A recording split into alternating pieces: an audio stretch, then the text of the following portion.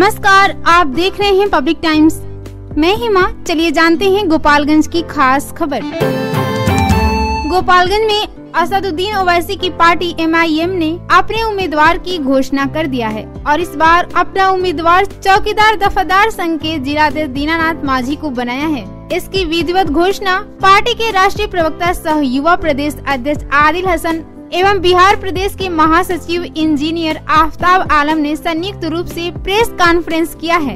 इन दोनों नेताओं ने दीनानाथ माझी को पार्टी का सिंबल भी सौंपकर चुनावी मैदान में ताल ठोकने के लिए उतार दिया है, जिसके बाद MIM प्रत्याशी दीनानाथ माझी ने अपने मतदाताओं के पास जाकर एक बार मौका देने की अपील कर रहे हैं।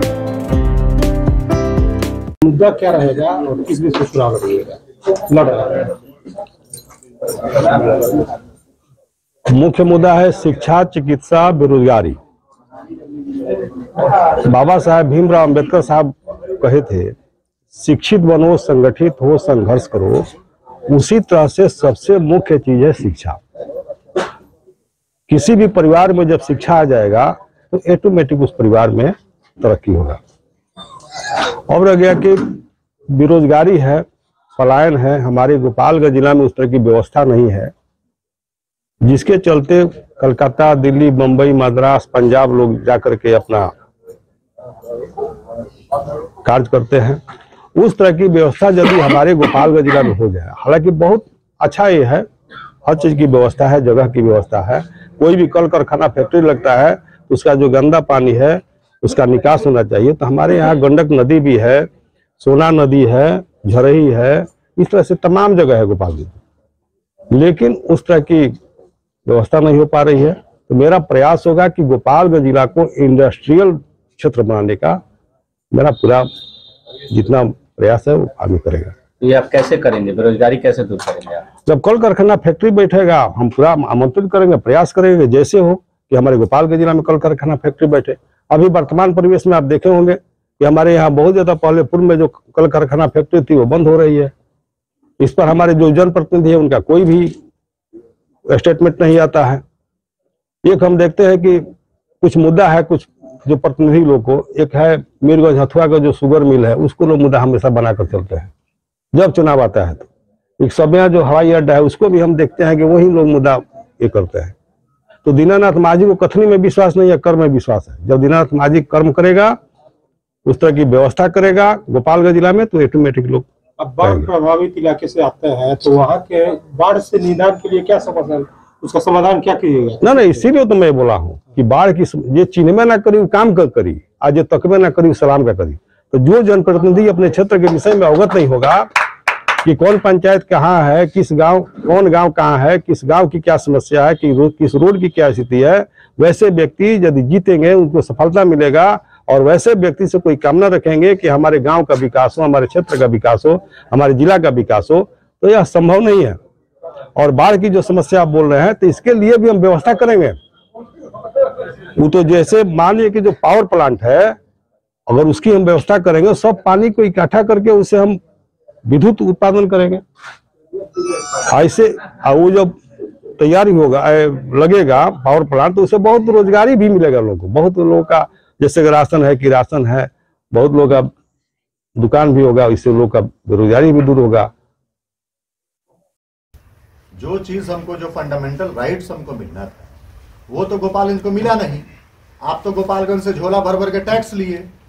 नीतीश कुमार कभी यहाँ पलटी मारे, कभी महागठबंधन से चंचल जी से और लालू जी का यह गृह जिला है, लेकिन वह अपने राजद से कोई प्रत्याशी न दे करके VIP का प्रत्याशी बनाया है और आपका भी प्रत्याशी है।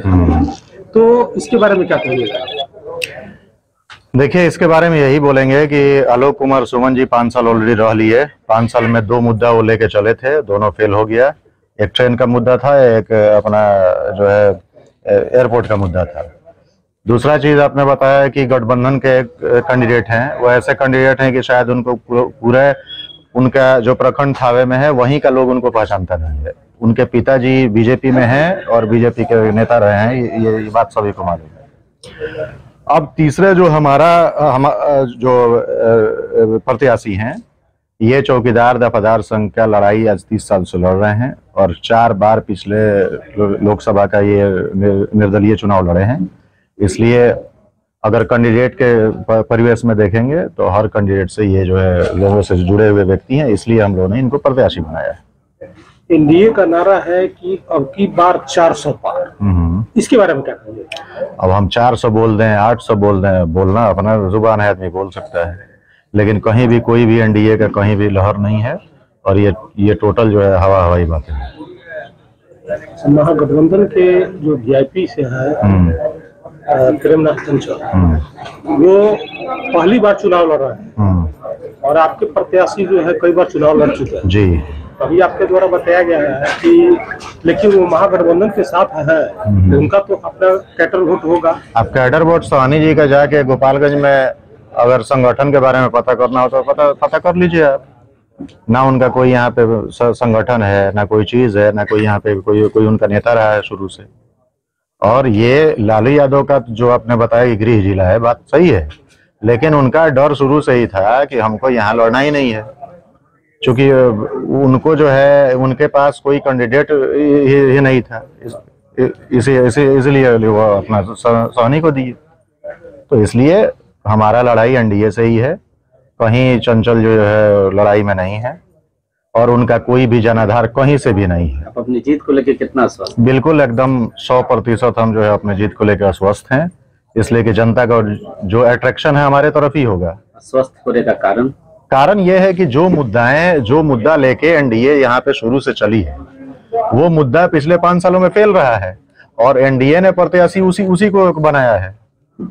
और यहाँ महागठबंधन के जो प्रत्याशी हैं, वो प्रत्याशी के पिताजी बीजेपी में हैं और वो प्रत्याशी को कोई उस प्रखंड में उनको पहचानता ही नहीं है, तो आखिर वोट में आश्वस्त कैसे कोई होगा?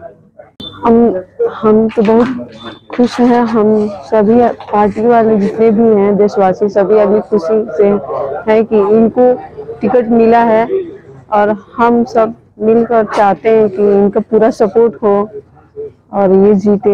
इनकी सपोर्ट से ही तो जीतेंगे।